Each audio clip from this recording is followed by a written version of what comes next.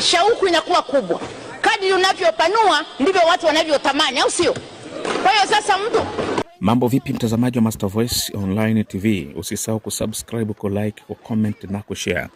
Mimi naitwa Michael Ngalia. Bwana, leo katika pitapita yetu katika ukurasa wa X, zamani Twitter, akaunti ya aliyekuwa waziri wa ardhi, nyumba na maendeleo ya makazi, anaitwa Anna Tibaijuka. Ni mwalimu wa chuo kikuu miaka mingi. Mimi kuna waheshimiwa mawaziri, wakuu wa mikoa, ni wanafunzi wangu wengi tu sasa hivi. Kama ulisoma uchumi chuo kikuu cha Dar es Salaam, ulipita mikononi mwangu kati ya miaka 80 na 70. Yaani 80 na 90 nimefundisha. Kwa hiyo wachumi wote hao unavyoona waziri wetu akina Profesa Mkenda, nyinyi wanafunzi wangu wote.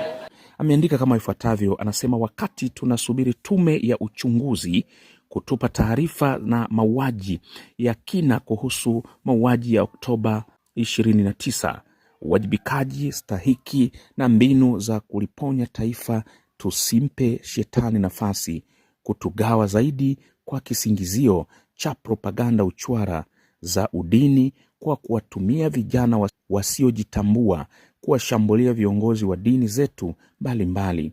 Ni fedhea kama ilivyo kwa sisi wazee. Ni wajibu wa viongozi wa dini, wawe wa TEC au BAKWATA au KKT na CCT, kutulea katika maadili mema ya haki na upendo na kutukumbusha amri za Mwenyezi Mungu: usiue, usiibe, usiseme uongo na kadhalika, ili kudumisha amani. Tusiwakasirikie na kuwadhihaki wanapofanya kazi zao vizuri. Ni faida kubwa kuwasikiliza, ndio heshima na hekima. Haya ndo maneno yake aliyekuwa waziri wa ardhi, nyumba na maendeleo ya makazi, Mheshimiwa Anna Tibaijuka. Ameandika katika ukurasa wake ule wa X ambao zamani ulikuwa unatambulika kama Twitter. Mimi naitwa Michael Ngalia, asante kwa kutufuatilia. Kwa kifupi, binti mdogo nimemaliza form 6, tuko Ruvu National Service, basi shingo yangu ikaachia baada ya ile extra drill.